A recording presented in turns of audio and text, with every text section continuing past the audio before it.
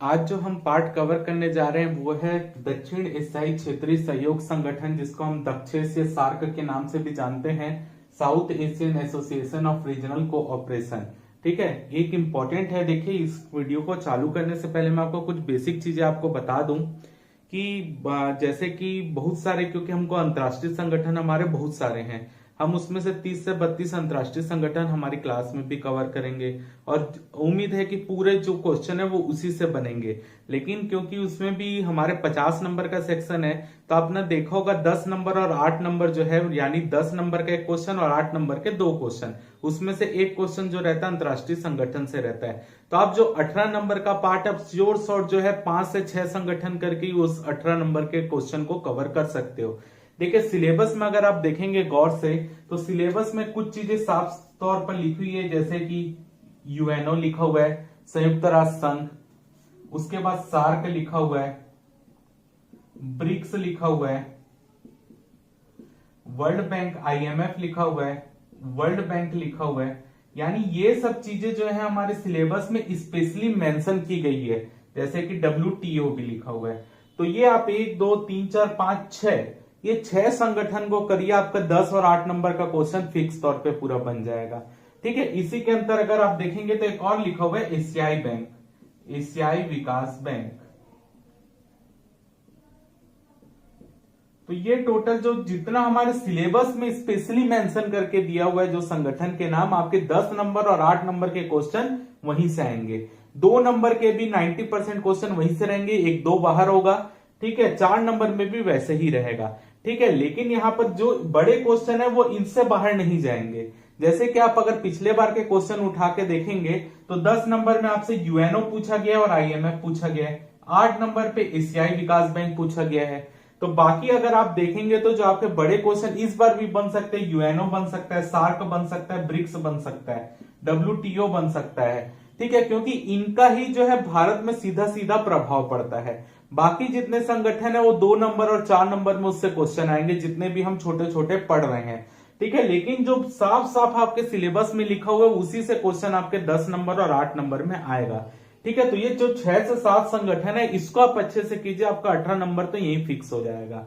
ठीक है, बाकी जितने छोटे छोटे वाले वो तो हम कवर और कर ही रहे हैं साथ साथ, तो आप उसको भी करते जाइए, तो 2 और 4 वाला पार्ट भी वहीं से कवर हो जाएगा। ओवरऑल देखें तो हमारे जो संगठन 100+ हैं, लेकिन जो महत्वपूर्ण है 30 संगठन, 30-32 संगठन वो अपनी क्लास में हम कवर कर लेंगे, क्योंकि पूरे 100 संगठन को कवर करना जो है उतना हमको हमारे लिए जरूरी नहीं है। कई संगठन ऐसे हैं जिसका भारत से कोई लेना देना ही नहीं है, तो मेन वही पेपर में पूछा जाता है जो पूरे वर्ल्ड में काम कर रहा हो या भारत से उसका सीधा संबंध हो।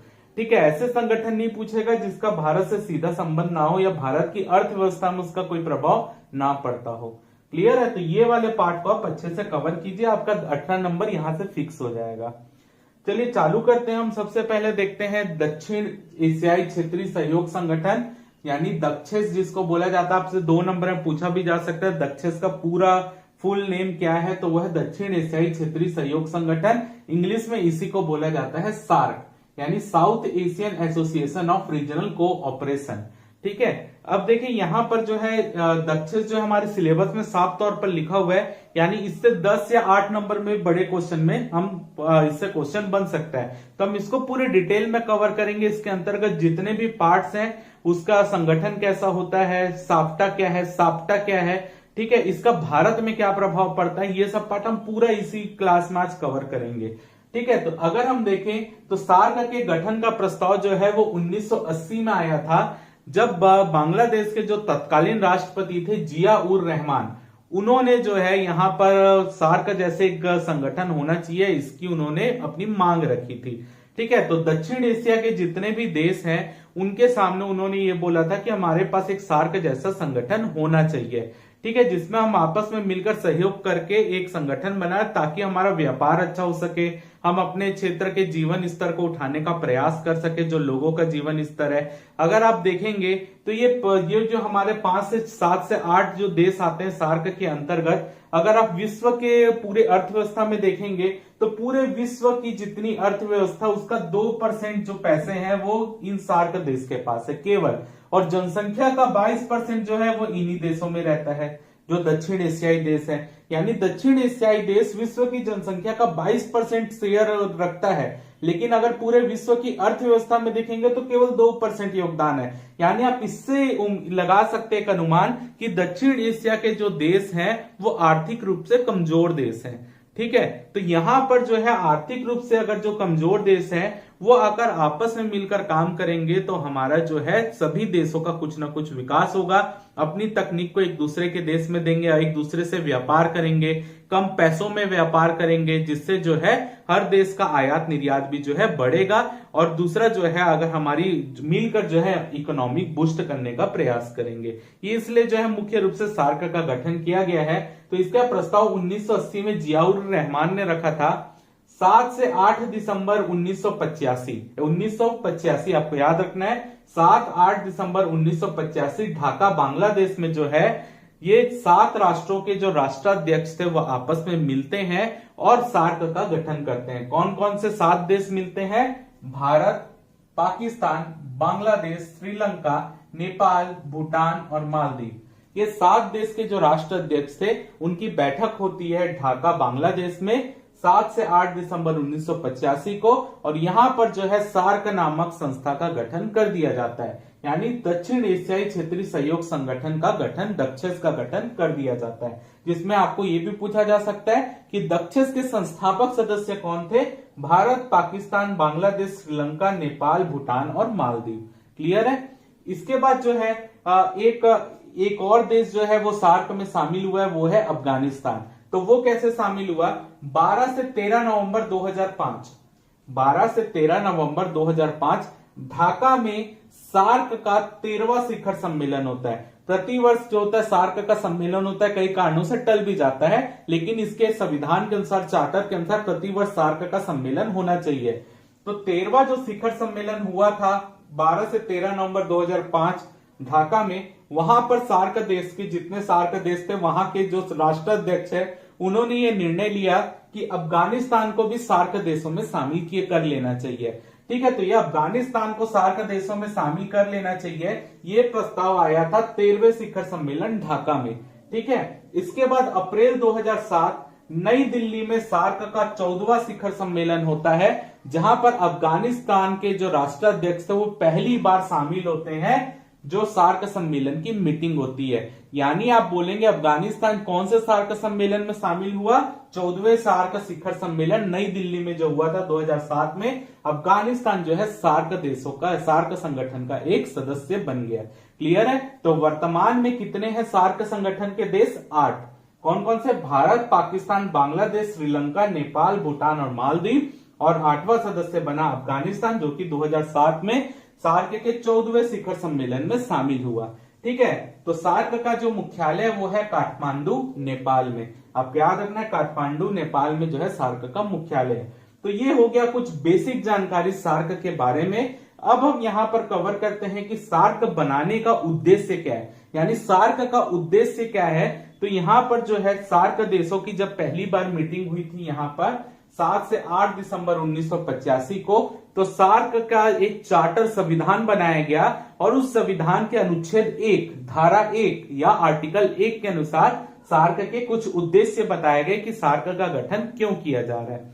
तो पहला है दक्षिण एशियाई राष्ट्रों की सामूहिक आत्मनिर्भरता में वृद्धि करना, यानी जो दक्षिण एशिया के जितने भी देश है जो हमने यहाँ पर देखा उनका जो है सामूहिक आत्मनिर्भरता में वृद्धि करना, यानी वो अन्य देशों पर निर्भर ना रहे, सार्क देश अपने ऊपर ही निर्भर रहे।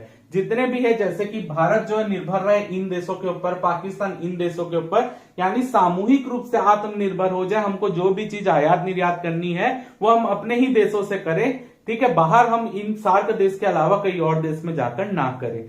ठीक है, हम सामूहिक रूप से आत्मनिर्भर बने, ये पहला उद्देश्य था। दूसरा है दक्षिण एशियाई क्षेत्र की जनता के कल्याण व उनके जीवन स्तर में सुधार करना। जैसे कि मैंने बताया सार्क देश जो है ओवरऑल पूरे वर्ल्ड इकोनॉमी में 2% बस शेयर रखते हैं। ठीक है, 2% का शेयर है, यानी यहाँ के लोग जो यहाँ का मुख्य रूप से जो देश है वो गरीब देश है या अल्प विकसित देश है, विकासशील देश है। ठीक है। तो यहां पर लोगों की आय कम होगी क्योंकि प्रति व्यक्ति आय यहां पर 2% शेयर रख रहे हैं पूरे विश्व के इकोनॉमी में, यानी यहां के लोगों की जो प्रति व्यक्ति आय होगी वो बहुत ज्यादा कम होगी। तो सीधी सी बात है, अगर प्रति व्यक्ति आय कम है यानी लोगों के पास पैसे कम है, पैसे कम है तो सीधी सी बात है उनका जीवन स्तर जो है, जो उनकी आधारभूत सुविधाएं होती है, शिक्षा, स्वास्थ्य, भोजन, ये सब वो को पाने में वो कहीं ना कहीं असफल है, तो उनका जीवन स्तर काफी नीचा होता है। तो दक्षिण एशियाई क्षेत्र की जनता के कल्याण व उनके जीवन स्तर में सुधार करना, यानी उनके आय बढ़ाएंगे, आय बढ़ेगी तो सीधा सीधा उनके जीवन स्तर जो है वो ऊंचा होगा। तो ये दूसरा उद्देश्य था। तीसरा है आर्थिक, सामाजिक, सांस्कृतिक, तकनीकी और वैज्ञानिक क्षेत्र में सक्रिय सहयोग देना। आर्थिक सहयोग, सामाजिक, सांस्कृतिक या तकनीक, वैज्ञानिक, जो भी जितने भी क्षेत्र है सब में ये आपस में एक दूसरे को सहयोग करेंगे। फोर्थ है आपसी विश्वास व सूझबूझ से एक दूसरे की समस्या का मूल्यांकन करना, यानी सार्क देशों में जो भी समस्याएं आ रही है वो एक दूसरे का सूझबूझ से जो है उन देशों की समस्याओं का मूल्यांकन करेंगे और उस देश की समस्या को सुलझाने का प्रयास करेंगे। अगला है अन्य विकासशील देशों के साथ सहयोग में वृद्धि करना। सार्क देशों के अलावा और भी जितने विकासशील देश हैं जो हमारे दक्षिण एशिया में आ रहे हैं या उससे बाहर भी आ रहे हैं, उनको भी जो है उनसे उनके भी सहयोग में वृद्धि करना, उनको भी जो है सहयोग देना ताकि सब जो है एक साथ विकसित देश की ओर अग्रसर हो। अगला है सामान्य हित के मामले में अंतर्राष्ट्रीय मंच में एक दूसरे को सहयोग देना। अगर यहाँ पर कभी भी संयुक्त राष्ट्र महासंघ में कुछ सम्मेलन हो रहा है, यानी कुछ ऐसे हित या ऐसे कुछ मांग हो जो सार्क देशों की एक दूसरे के सामान्य हित को रखते हो, यानी भारत भी वही मांग कर रहा है, पाकिस्तान भी वही मांग कर रहा है, बांग्लादेश भी वही मांग कर रहा है, यानी उनका एक किसी टॉपिक में सामान्य हित है, तो अंतर्राष्ट्रीय मंच में एक दूसरे को वो सहयोग देंगे। ठीक है, यानी मान लीजिए संयुक्त राष्ट्र संघ में कुछ मीटिंग सम्मेलन हो रहा है, वहां पर ये अपनी मांग रख रहे हैं और सार्क देशों की मांग एक ही है, सभी का उस मांग से जो है इनका सामान्य हित जुड़ा हुआ है, एक दूसरे का हित जुड़ा हुआ है, तो ये एक दूसरे को सहयोग करेंगे उस मुद्दे पर अंतर्राष्ट्रीय जो भी मंच हो। क्लियर है? तो ये है सार्क के गठन के कुछ प्रमुख उद्देश्य। 4 नंबर में सीधा सीधा क्वेश्चन बन सकता है कि सार्क के उद्देश्य बताइए। ठीक है, अब यहां पर क्या हुआ, सार्क का गठन तो हो गया, सब अच्छा चल रहा है, लेकिन क्या हुआ, जब पाकिस्तान है और इंडिया दोनों का वैसे ही विवाद चलता रहता है। ठीक है, सीमा विवाद अलग चल रहा है, कश्मीर विवाद अलग चल रहा है, आयात निर्यात विवाद अलग चल रहा है, ठीक है, नदी जल विवाद अलग चल रहा है, तो ये सब विवाद जो है भारत और पाकिस्तान के मध्य हमेशा रहता है। ठीक है, तो पाकिस्तान क्या करता था, हमेशा भारत को सार्क में अपोज करता था। अगर भारत के द्वारा कुछ नीतियां निर्माण किया जाता था तो हमेशा पाकिस्तान भारत को वहां पे अपोज करता था। तो यहां पर जो है पाकिस्तान जब अपोज करने लगा तो कई बार बांग्लादेश भी पाकिस्तान का साथ देता था। ठीक है, तो यहां पर दिक्कतें आनी चालू हुई। तो 1996 में जो भारत के विदेश मंत्री थे जिनका नाम था इंद्र कुमार गुजराल, ठीक है, 1996 में भारत के वित्त मंत्री थे, जो भारत के विदेश मंत्री थे उनका नाम था इंद्र कुमार गुजराल। तो जो इंद्र कुमार गुजराल है, आपको अभी हम आगे पढ़ेंगे, सार्क देशों में विदेश मंत्रियों की भी बैठक होती है। ठीक है, तो यहां पर इंद्र कुमार गुजराल 1996 में जो थे वो विदेश मंत्री थे भारत के। तो इंद्र कुमार गुजराल ने यहां पर जो, क्योंकि पाकिस्तान हर जगह अपोज करता था भारत की नीतियों का और बांग्लादेश भी उसका समर्थन करता था, तो इंद्र कुमार गुजराल ने बोला भारत को अपने पड़ोसी देश जैसे कि बांग्लादेश, नेपाल, भूटान, ये सब जो पड़ोसी देश है जो भारत की सीमा से लगे हुए हैं, इनको बिना शर्त के भारत को सुविधाएं उपलब्ध करानी चाहिए। ठीक है, जैसे कि चीन क्या कर रहा है, भारत को घेरने के लिए अभी क्या करता है, श्रीलंका को बिना शर्त के लोन दे रहा है। ठीक है, ऐसे ही अफ्रीका में कई देशों को जाके फ्री में लोन बांट रहे हैं और नहीं लौटा पा रहे हैं, मतलब बिना शर्त के, बिना कोई आशा के कि वो मेरे को वापस भी करेंगे। ठीक है, तो यहां पर क्या कर रहा है, यहां पे इंद्र कुमार गुजराल ने बोला कि भारत को अपने पड़ोसी देश बांग्लादेश, नेपाल, भूटान को फ्री में जो है कई सुविधाएं उपलब्ध करानी चाहिए। ठीक है, भारत को इन देशों में इन्वेस्ट करना चाहिए फ्री में, बिना कोई आशा के कि ये देश हम पर इन्वेस्ट करें।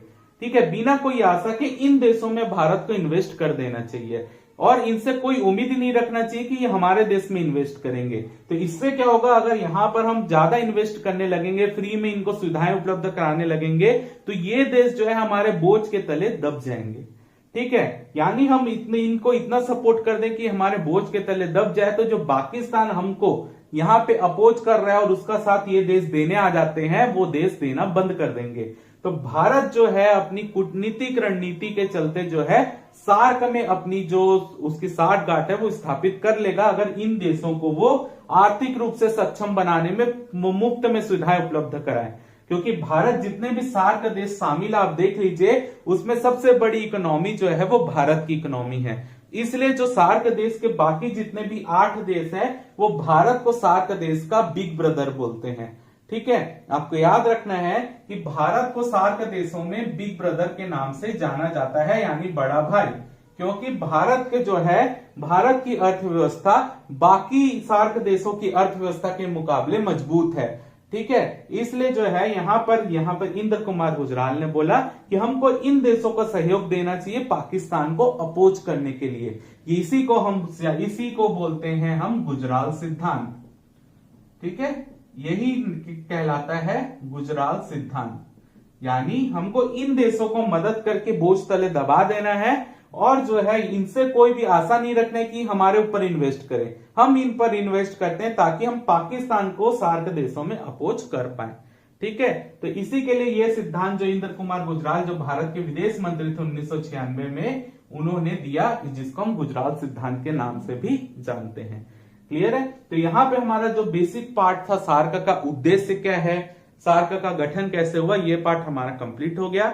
अब हम यहाँ पर कवर करेंगे कि सार्क का संगठन कैसा है, कौन कौन सार्क देश में शामिल होते हैं, कौन से देश का कितना हिस्सा सार्क में लगा हुआ है, ये सब पार्ट अब हम कवर करते हैं।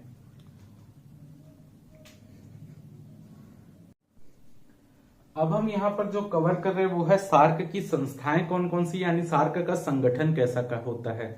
ठीक है, तो सबसे पहले अगर देखें तो सबसे पहली जो संस्था है या जो सार्क का संगठन के अंतर्गत जो पहली इकाई है वो है सार्क शिखर सम्मेलन। तो सार्क शिखर सम्मेलन जो होता है प्रति वर्ष आयोजित किया जाना, हमारे जो सार्क का जो भी हमारा चार्टर बना हुआ, संविधान बना है, उसके अनुसार प्रति वर्ष सार्क का एक शिखर सम्मेलन होना चाहिए।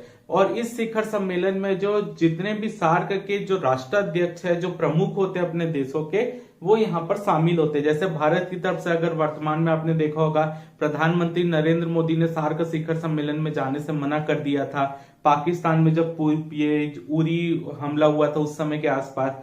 तो यहाँ पर जो है प्रतिवर्ष सार्क का एक शिखर सम्मेलन होता है, मतलब होना चाहिए, लेकिन कभी कभी कुछ दिक्कत कारण उसको टालना भी पड़ता है। तो 2 साल 3 साल में भी एक बार होता रहता है। ठीक है, तो इसमें जितने भी देश के जो हो, मतलब जो सार्क देश हैं, उनके जो प्रमुख राष्ट्राध्यक्ष हैं वो यहाँ पर शामिल होते हैं इस मीटिंग में। क्लियर है? इसके बाद होता है दूसरा स्तर होता है मंत्री परिषद का। मंत्री परिषद जो है, इसमें सार्क देश जितने भी हैं उन देशों के जो विदेश मंत्री होते हैं वो इस मंत्री परिषद के भाग होते हैं। यानी सार्क देश 8 है, तो 8 देश के जो विदेश मंत्री होंगे वो इस मंत्री परिषद में शामिल होंगे। मंत्री परिषद की बैठक जो होती है हर 6 महीने में एक बार होती है।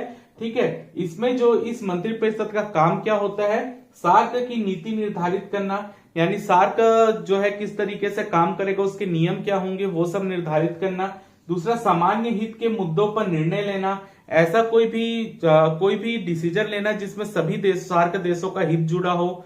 अगला है सहयोग के लिए नए क्षेत्रों को खोजना, यानी और किस क्षेत्र में सार्क देश सहयोग कर सकते हैं उन क्षेत्रों को खोजना। तो ये काम होता है मंत्री परिषद का, जिसकी बैठक हर 6 महीने में एक बार होती है। इसमें विदेश मंत्री शामिल होते हैं। इसके बाद है तीसरा जो संगठन होता है या संस्था है वो है स्थायी समिति। स्थायी समिति की बैठक प्रतिवर्ष एक बार होती है। इसमें सार्क देशों के जो सचिव होते हैं, जितने भी देश हैं उनके जो सचिव होते हैं वो इसमें शामिल होते हैं। ठीक है, इसका काम होता है सहयोग के कार्यक्रमों को मॉनिटर करना, यानी जो जितने भी यहाँ पर कार्यक्रम चल रहे हैं जो सार्क देशों के मध्य, उनका निरीक्षण करना, परीक्षण करने का काम होता है, मॉनिटरिंग करने का काम वो स्थायी समिति का होता है। ठीक है, फिर होती है तकनीकी समिति। तकनीकी समिति में सार्क देश जितने भी वो अपने एक प्रतिनिधि को भेजते हैं, जिसका काम होता है कार्यक्रमों को अपने क्षेत्र में लागू करना। यानी यहाँ पर जो नियम बन रहे, नीति बन रही है, वो अपने सार्क देशों में लागू हो रही है कि नहीं हो रही है, उसकी मॉनिटर, मतलब उसको लागू करवाने का जो काम है वो है तकनीकी समिति का। इसमें हर सार्क देश का एक एक प्रतिनिधि शामिल होता है और ये अपने अपने देश में जो भी सार्क के कार्यक्रम है उसको लागू करवाता है। ठीक है, फिर होता है कार्यकारी समिति। कार्यकारी समिति का गठन जो है वो स्थायी समिति करती है, और स्थायी समिति यानी जो सचिवों की समिति होती है वो करती है, और कार्यकारी समिति का काम होता है स्थायी समिति को उनके कार्यों में मदद करना। तो इसमें कितने सदस्य होंगे, कौन कौन शामिल होगा, ये सब डिसाइड करती है स्थायी समिति। ठीक है, तो कार्यकारी समिति का काम होता है स्थायी समिति के कार्यों में मदद करना, और इसका गठन भी स्थायी समिति के द्वारा ही होता है। और आखिरी जो होता है वो होता है सचिवालय, यानी इसमें क्या होता है, पूरे सार्क का एक महासचिव बनता है जिसका कार्यकाल 2 वर्ष का होता है। ठीक है, 2 वर्ष का कार्यकाल होता है। तो इसका जो भी सचिव बनेगा, जैसे सार्क देश है 8, तो मान लीजिए पहले 2 साल भारत रहा, भारत के बाद दूसरे 2 साल पाकिस्तान रहेगा, यानी वो चेंज होता रहता है। हर 2-2 साल में जो है सार्क देश चेंज होते रहेंगे, जो इसका सार्क का महासचिव बनेगा। ठीक है, यानी एक बार अगर भारत बन रहा है तो उसके बाद अगली बार भारत कब बनेगा, 16 साल के बाद। ठीक है, यानी हर 16वें वर्ष में जो है दोबारा भारत बनेगा, क्योंकि 8 देश शामिल है, तो 2-2 करके रिपीट कब होगा, 16 साल के बाद। ठीक है, तो आपको इस तरीके से सार्क के महासचिव बनते रहते हैं, जो कि सचिवालय को संभालते हैं या पूरे सार्क को देखेंगे। अब हम ये देखते हैं कि सार्क का जो बनाए गए उसमें कौन से देश का कितना पैसा जुड़ा हुआ है। यानी सार्क आर्थिक सहयोग तो प्रोवाइड कर रहे हैं हर देशों को, तो उसको प्रोवाइड करने के लिए भी तो पैसों की आवश्यकता है, तो हर देश अपना कुछ कुछ हिस्सा जो है अंशदान यहाँ पर देते हैं। तो सार्क का जितना भी बजट तैयार होगा, जो कि महासचिव के द्वारा तैयार करवाया जाएगा और उसी के द्वारा सार्क के शिखर सम्मेलन में पेश भी किया जाएगा, इसमें जो है भारत का 32% शेयर रहेगा। यानी जो बजट पेश होगा उसका 32% हिस्सा भारत की तरफ से आएगा, पाकिस्तान की तरफ से 25% हिस्सा आएगा, बांग्लादेश, श्रीलंका और नेपाल की तरफ से 11% का शेयर है, भूटान की तरफ से और मालदीव तरफ से 5% का शेयर है। तो ये ओवरऑल अगर यहां तक देखिए ये 100% हो जाता है। लेकिन अफगानिस्तान कितना पैसा सार्क देश में देगा, उसके बजट में देगा, ये अभी तक निर्धारित नहीं है। जब ये निर्धारित हो जाएगा तो ये हिस्से चेंज हो जाएंगे। क्लियर है, कुछ परसेंट अफगानिस्तान का भी रहेगा। ठीक है, तो अभी वर्तमान में भारत का सबसे ज्यादा 32%, पाकिस्तान का 25%, बांग्लादेश, श्रीलंका, नेपाल का 11-11, भूटान और मालदीव का 5% और अफगानिस्तान का भी निर्धारित नहीं है। तो ये है कुछ बेसिक स्ट्रक्चर हमारे सार्क का। अब हम यहाँ पर कवर करते हैं सार्क के अंतर्गत दो चीजें हैं जो अपने को अभी कवर करना है। एक है साप्टा और एक है साप्टा। दोनों क्या है, अब हम ये पार्ट कवर करते हैं। ठीक है,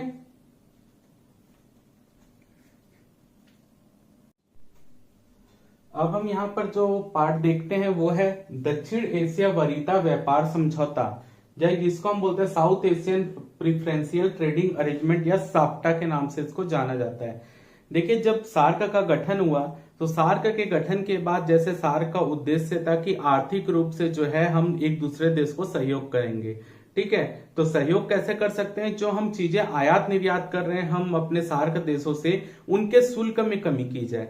ठीक है, जैसे कि आपको पता है अगर कोई चीज भारत जो है बाहर देशों से आयात करता है तो भारत कस्टम ड्यूटी लगाते हैं, यानी सीमा शुल्क लगाता है। तो अगर हम सार्क देशों से जो भी चीज आयात कर रहे हैं अगर उसका कस्टम ड्यूटी को कम कर दें तो सार्क देशों से जो चीज आ रही है वो सस्ती हो जाएगी अपेक्षाकृत अन्य बाकी सार्क देशों के अलावा भारत जिन देशों से आयात कर रहा है। तो अगर हम सीमा शुल्क को कम कर देंगे तो हमारे देश में जो है, आप ये बोल लीजिए, सार्क देशों में जो है व्यापार बढ़ जाएगा, क्योंकि अन्य देशों की अपेक्षा सार्क देशों की चीजें सस्ती हो जाएगी सार्क देशों के यूज करने के लिए। इसी के लिए क्या हुआ, साप्टा का गठन किया गया कि हम ये देखने के लिए या एक प्लान बनाने के लिए कि हम भविष्य में सार्क देश जो है आपस में व्यापार करने के लिए टैरिफ को, यानी जो शुल्क लग रहा है उसको किस तरीके से कमी की जा सकती है। तो इसके लिए जो है 1993 में सार्क का 7वां शिखर सम्मेलन ढाका में होता है। वहां पर जो है साप्टा का एक प्लान तैयार किया जाता है और उस प्लान को 1995 से लागू कर दिया जाता है। इसके अंतर्गत ये डिसाइड होता है कि साप्टा के लिए जो है जो साप्टा के मेंबर बनेंगे, प्रतिनिधि बनेंगे, जो कि सार्क देश द्वारा ही बनाए जाएंगे, वो उनकी समय समय पर एक बैठक होगी, वार्ता होगी और उस बैठक में यह तय किया जाएगा कि आपको आने वाले समय में किस तरीके से हम सार्क देशों को मुक्त व्यापार क्षेत्र में विकसित कर सके। ठीक है, तो इस यानी टैरिफ रियायत के आदान प्रदान हेतु ढांचा प्रदान करना। यानी हम किस तरीके से जो है सार्क देशों के मध्य व्यापार को और सुगम बना सकते हैं, सरल बना सकते हैं, किस तरीके से टैक्स में कमी कर सकते हैं समय के अनुसार, उसका ढांचा तैयार करने के लिए जो है साप्टा का गठन किया गया, जिसकी 3 बार बैठक हुई और 3 बार बैठक करने के बाद हमने एक टैरिफ प्लान तैयार कर लिया कि किस तरीके से हम साप्टा क्षेत्र में या हम सार्क देशों को आपस में व्यापार करेंगे अच्छे तरीके से। और जब ये ढांचा तैयार हो गया बनकर कि हम व्यापार किस तरीके से करेंगे, किस तरीके से प्रशुल्क या जो यहां पर आप बोल लीजिए जो टैरिफ लिया जा रहा है उसमें कमी कर सकते हैं, उसी जब हमारा ढांचा बन गया तो फिर गठन किया गया दक्षिण एशिया मुक्त व्यापार क्षेत्र यानी south Asian free trade area यानी साफ्टा। यहां पर साफ्टा एक ट्रेडिंग का अरेंजमेंट तैयार किया गया, ढांचा तैयार किया गया और इस ढांचे को जहां पर लाया गया वही कहलाया साफ्टा यानी दक्षिण एशिया मुक्त व्यापार क्षेत्र या south Asian free trade area. ठीक है, इसका जो है 6 जनवरी 2004 को 12वां शिखर सम्मेलन जो कि इस्लामाबाद पाकिस्तान में हुआ था, वहां पर जो है साफ्टा का गठन किया गया। यानी अब हम मुक्त व्यापार कैसे करेंगे उसके लिए एक दल बना दिया गया, समिति बना दी गई और 1 जनवरी 2006 से लागू कर दिया गया। इसका उद्देश्य था कि प्रशुल्क में 5% से कम करना, यानी जो हमारी कस्टम ड्यूटी लगती है उसको 5% से कम करना। जैसे ये ढांचा बना था तो ढांचे के अंतर्गत ये निर्णय लिया गया था कि हम जो है एक दूसरे की जो कस्टम ड्यूटी है उसको 5% से कम करेंगे। अब यहां पर अगर देखें तो भारत जो था वो इन सभी देशों में सबसे विकसित था। जितने भी सार्क देशों में सबसे ज्यादा विकसित कौन था? भारत था, इनकी अपेक्षाकृत। ठीक है, तो भारत क्या करेगा, यहां पर सब देश जो हैं उनको सीमा शुल्क में तो छूट दे रहे हैं। यानी अगर भारत की कोई चीज बांग्लादेश जा रही हो, पाकिस्तान जा रही हो, नेपाल जा रही हो, भूटान जा रही हो, तो उस चीज में वो क्षेत्र क्या होगा, वो देश अपने सीमा शुल्क में कमी करेगा तो भारत की जो वस्तुएं वहां पर सस्ती में मिलेगी। लेकिन वहां की वस्तुएं सस्ती मिलेगी भारत में, तो सीमा शुल्क में कमी करने के कारण जो नेपाल, बांग्लादेश, भूटान इन सब की आय होती थी उसमें भी तो कमी आ जाएगी। तो उस आय में जितनी कमी आएगी उसकी भी पूर्ति कौन कर रहा था? भारत कर रहा था, क्योंकि भारत इन देशों की अपेक्षा विकसित था। इसी के लिए भारत को यहां पर ये कमी करने से भारत को कोई इकोनॉमिक रूप से कोई फायदा नहीं हो रहा था। अगर आप देखें, क्लियर है? तो यहां पर जो सीमा शुल्क ये देश कमी कर रहे हैं अपनी सीमा शुल्क में, उन देशों में कमी के करने के बाद भी जो ये देश के पैसों का जो लॉस होगा, कमी करने से जो उनकी आय हो सकती थी, वो अगर ये सीमा शुल्क बढ़ेगा तो बाहर से जो वस्तुएं आयात होंगी उससे जो है उस देश की सरकार की भी तो आय होगी। अगर वहां पर जो है अगर उसकी कमी कर दी जाए तो जो आय पहले ज्यादा होती थी अब कम होने लगेगी। तो जितने भी कमी आएगी उसकी भी पूर्ति कौन करता? भारत करता। ठीक है, क्योंकि भारत इनके अपेक्षा एक आप बोल सकते हैं प्रबल देश था, विकसित देश था। तो भारत ने क्या किया, अपनी सूची बनाई। 2 प्रकार की सूची बनाई गई। एक है 884 वस्तुएं की। ये 884 वस्तुएं ऐसी थी जो कि पाकिस्तान या श्रीलंका से भारत जो है आयात करता था। ठीक है, 884 ऐसी वस्तुएं जो कि भारत जो है पाकिस्तान या श्रीलंका से आयात करता था। तो इनका क्योंकि पाकिस्तान, श्रीलंका और भारत को इन देशों की अपेक्षा थोड़ा सा विकसित माना गया। ठीक है, इसी के लिए यहां पर बोलते हैं इसको जो है विकसित देश, अपेक्षाकृत विकसित देश, अपेक्षाकृत विकसित देश। किसके अपेक्षाकृत? इन देशों की अपेक्षा ये देश जो है वो विकसित देश है। ठीक है, तो इनमें जो 884 वस्तुएं भारत ने डिसाइड की, इसका सीमा शुल्क जो है इन देशों की अपेक्षा ज्यादा रहेगा। 5% से तो कमी हमने कर दी, लेकिन मान लीजिए इसका 4% रखा, इसका 2% कर दिया सीमा शुल्क। ठीक है, तो जो अपेक्षाकृत अधिक विकसित है उनके सीमा शुल्क में हम कम कमी कर रहे हैं, और जो ज्यादा जो या बोल दीजिए जो अर्ध विकसित देश है इनकी अपेक्षा उनके लिए हम क्या कर रहे हैं? सीमा शुल्क ज्यादा कम कर रहे हैं। ठीक है, तो यहां पर जो 763 वस्तुएं ऐसी थी जो भारत भूटान, नेपाल, मालदीव, बांग्लादेश और अब अफगानिस्तान से भी भारत आयात करता है, तो उन चीजों उनको जो सीमा शुल्क रहेगा वो इनकी अपेक्षा कम रहेगा। क्लियर है? क्योंकि ये जो है इनकी अपेक्षाकृत विकसित देश है और ये इनकी तुलना में कम विकसित है, या आप बोल लीजिए अल्प विकसित है। ठीक है, तो ये 2 तरीके से कैटेगरी में बांट दिया गया इनको, और यहां पर जो है अपेक्षाकृत विकसित और अल्प विकसित इस क्षेत्रों में बांटा गया। ठीक है, और सीमा शुल्क में सबसे ज्यादा कमी इन देशों के लिए की गई और इन देशों में तुलनागत रूप से कम कमी की गई। ठीक है। यहां पर एक चीज और डिसाइड हुई थी कि सार्क देश जो है वो आपस में द्विपक्षीय व्यापार भी कर सकते हैं। यानी जैसे यहां पर भारत ने डिसाइड कर दिया कि हमको ये दोनों के लिए सीमा शुल्क डिसाइड हो गया, अब भारत चाहता है कि वो कई चीजों में पाकिस्तान से ही व्यापार करे, इन देशों से ना करे जो बाकी देश है। तो भारत जो है द्विपक्षीय व्यापार भी कर सकता था, और जिस देश से वो व्यापार करना चाह रहा है उसको जो है मोस्ट फेवरेट नेशन का टैग दे सकता था। ठीक है, जैसे भारत ने पाकिस्तान को मोस्ट फेवरेट नेशन का टैग दिया था, इसके अंतर्गत क्या हो सकता है, इस द्विपक्षीय व्यापार के तहत जो अगर किसी को मोस्ट फेवरेट नेशन का टैग दे देता है कोई भी देश सार्क देशों के अंतर्गत, तो उस देश से जो भारत व्यापार कर रहा है, जैसे भारत ने पाकिस्तान को मोस्ट फेवरेट नेशन का टैग दिया था, अब भारत जो है पाकिस्तान से जो भी व्यापार कर रहा है उसकी सीमा शुल्क वो चाहे तो 0% भी कर सकता है, यानी पूरे तरीके से माफ कर दे किन वस्तुओं के लिए। ठीक है, तो यहां पर द्विपक्षीय व्यापार भी हो सकता था, और भारत ने सार्क देशों में जो मोस्ट फेवरेट नेशन का अपना द्विपक्षीय व्यापार के लिए चुना था वो था पाकिस्तान। ठीक है, तो पाकिस्तान को भारत ने मोस्ट फेवरेट नेशन का टैग दिया था, और उसके तहत जो है सीमा शुल्क में बहुत ज्यादा कमी कर दी थी इनसे व्यापार करने के लिए। लेकिन जब पुलवामा हमला, उरी हमला हुआ तो भारत ने क्या किया, जो मोस्ट फेवरेट नेशन का टैग दिया था पाकिस्तान को उसको वापस ले लिया। यानी भारत ने मोस्ट फेवरेट नेशन जो पाकिस्तान को बनाया था वो मोस्ट फेवरेट नेशन में नहीं आता। क्लियर है, तो ये है कुछ सार्क के अंतर्गत जो हमने संगठन पढ़ा, उद्देश्य पढ़ा, साप्टा पढ़ा और साफ्टा पढ़ा।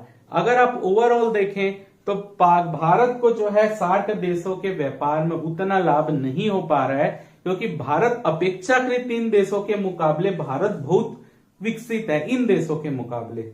ठीक है, चाहे वो कोई भी आप बाकी देश ले लीजिए, उन सैन्य मामले में भारत मजबूत है, आर्थिक रूप से भारत मजबूत है, सुविधाओं के रूप से भारत इन देशों से ज्यादा मजबूत है। तो इन देशों से भारत को फायदा होगा, ना कि भारत को इन देशों को फायदा होगा भारत से, ना कि भारत को इनसे फायदा होगा। क्योंकि इन्वेस्ट करना है तो भारत कर सकता है क्योंकि भारत ज्यादा विकसित है, बल्कि ये कम हमारे यहाँ इन्वेस्ट करेंगे क्योंकि ये कम विकसित है इनके पास, तो आर्थिक रूप से वैसे इनकी स्थिति कमजोर है। तो भारत जो है इन देशों के लिए अच्छी स्थिति में ला सकता है। सार्क उन देशों के लिए इंपॉर्टेंट है, लेकिन भारत के लिए सार्क से कोई आर्थिक लाभ नहीं होता है भारत को। ठीक है, कम होता भी है तो बहुत कम होता है। तो अगर ओवरऑल देखें तो भारत के लिए जो है सार्क देश केवल कूटनीतिक रूप से आप बोल सकते हैं कि इंपॉर्टेंट है अन्य देशों पर दबाव बनाने के लिए। बाकी अगर भारत में आर्थिक रूप से भारत को इससे कोई फायदा मुख्य रूप से नहीं हो रहा है। ठीक है, बाकी जो ओवरऑल था मैं आपको इसका एक नोट्स भी प्रोवाइड करूंगा, उसमें क्वेश्चन आंसर पैटर्न में भी लिखा रहेगा, आप देख लीजिएगा किस तरीके से सार्क की भूमिका रही है अब तक। बड़े क्वेश्चन में आएगा तो वही पूछा जाएगा, सार्क की भूमिका बताइए, दक्षिण एशिया में सार्क की भूमिका बताइए। ठीक है, तो बाकी छोटे क्वेश्चन तो उद्देश्य जो भी आपने पढ़ा वो सब पूछा जा सकता है। तो अपना सार्क वाला पार्ट यहीं पर खत्म होता है। देखते हैं अब अगले संगठन को पढ़ते हैं।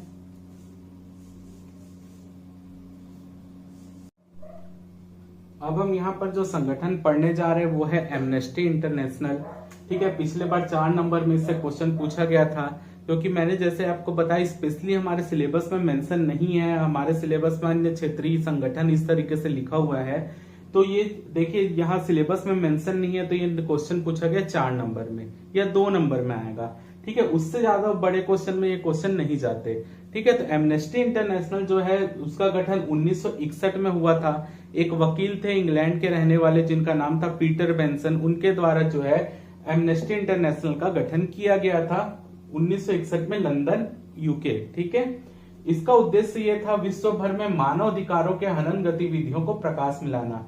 जैसे पूरे विश्व में कहीं भी अगर मानवीय अधिकारों का हनन हो रहा है तो उसकी जांच करना, और जांच करने के बाद सभी देश के सामने, पूरे वर्ल्ड के सामने उसको लाना, ये था एमनेस्टी इंटरनेशनल का प्रमुख उद्देश्य।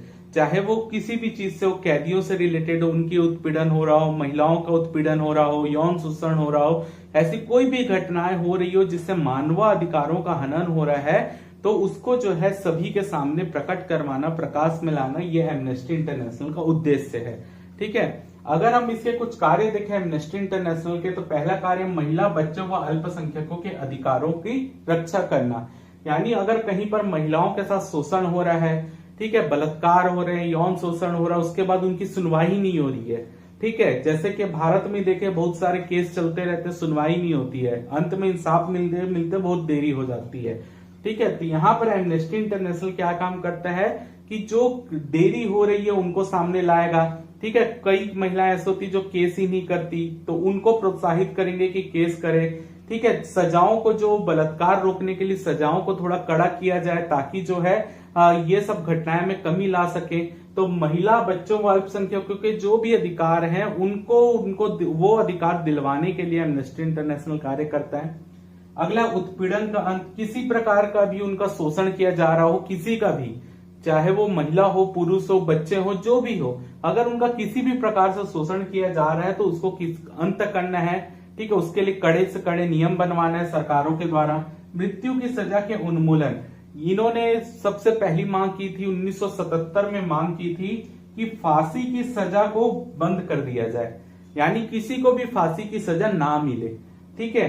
तो इसके लिए उन्होंने मांग की थी, क्योंकि फांसी की सजा जो है किसी के भी जीवन का अंत हो जाता है, तो फांसी की सजा ना मिले, तो इसलिए 1977 में इन्होंने प्रयास चालू किया था और 1977 में ही जो है शांति का नोबेल पुरस्कार मिला था एमनेस्टी इंटरनेशनल को, ठीक है। तो 1977 में इन्होंने मौत की, जो मृत्यु की सजा, उसका उन्मूलन करने का प्रयास किया था। उसके बाद लगभग 100 से ज्यादा देशों ने जो है आज जो है फांसी की सजा को बंद कर दिया है, यानी वहां पर फांसी की सजा नहीं दी जाती है, ठीक है। अगला है शरणार्थियों के अधिकार। अगर कोई, जैसे कि मान लीजिए बांग्लादेश से इंडिया में आ जा रहे, शरणार्थी कहलाएंगे, म्यांमार से रोहिंग्या आ गए, ठीक है। तो इन शरणार्थियों का भी दूसरे देश में रहने के कुछ अधिकार होते हैं, उनके लिए भी मांग करता है एमनेस्टी इंटरनेशनल। कैदियों के अधिकार, कैदियों को जेल में बहुत शोषण किया जाता है, उनका जेल में उनके लिए सुविधाएं अच्छी उपलब्ध हो, भोजन अच्छा उपलब्ध हो, ठीक है, उसके लिए भी एमनेस्टी इंटरनेशनल कार्य करता है। अगला है मानवीय गरिमा का संरक्षण, ठीक है। मानव के जीवन की जो भी गरिमा बनाए रखने के लिए जो भी आवश्यक चीजें हैं उनको भी संरक्षण प्रदान करने का काम करेगा एमनेस्टी इंटरनेशनल। तो ये है एमनेस्टी इंटरनेशनल के कुछ कार्य, ठीक है, जो पेपर में आपसे पूछा गया था एमनेस्टी इंटरनेशनल क्या है। तो एमनेस्टी इंटरनेशनल जो है मानवाधिकार के संरक्षण के लिए एक बनाया गया गैर सरकारी संगठन है, यानी ऐसा नहीं इसके देश जो है, कोई भी ऐसा नहीं कि इसके मेंबर जो है वो देश हैं, कोई भी एमनेस्टी इंटरनेशनल का मेंबर बन सकता है। तो ये एक गैर सरकारी संगठन है जिसका काम जो है संपूर्ण विश्व में मानव अधिकार के संरक्षण के लिए काम करना है। आपको सिर्फ इतना याद रखना है कि मानव अधिकार के संरक्षण के लिए काम करना एमनेस्टी इंटरनेशनल का एक प्रमुख कार्य है, और या उद्देश्य है, उस उद्देश्य एमनेस्टी इंटरनेशनल पीटर बेंसमैन ने बनाया था। तो ये है कुछ एमनेस्टी इंटरनेशनल के कार्य और उसका उद्देश्य, ठीक है। बाकी इसके जो प्रोग्रेस है, बहुत देशों में फांसी की सजा माफ करवाई है, ठीक है, बहुत देशों में कैदियों के संरक्षण के लिए इन्होंने अच्छा काम किया है, वो सब आता रहता है, लेकिन पेपर की दृष्टि से केवल इसके उद्देश्य और कार्य इंपॉर्टेंट है जो हमारे सिलेबस की डिमांड है, ठीक है। तो आज की क्लास हम यहाँ खत्म करते हैं। कल की क्लास हमारे लिए एक बहुत इंपॉर्टेंट क्लास होगी जिसमें हम विश्व व्यापार संगठन पढ़ेंगे, ब्रिक्स पढ़ेंगे, एशियाई विकास बैंक पढ़ेंगे। ये सब इंपॉर्टेंट पार्ट है पेपर की दृष्टि से, और हमारे सिलेबस में क्योंकि साफ साफ मेंशन किया हुआ है उसको, तो बड़े क्वेश्चन उस चैप्टर से बन सकते हैं। तो मिलते हैं अगली क्लास में नेक्स्ट वीडियो के साथ।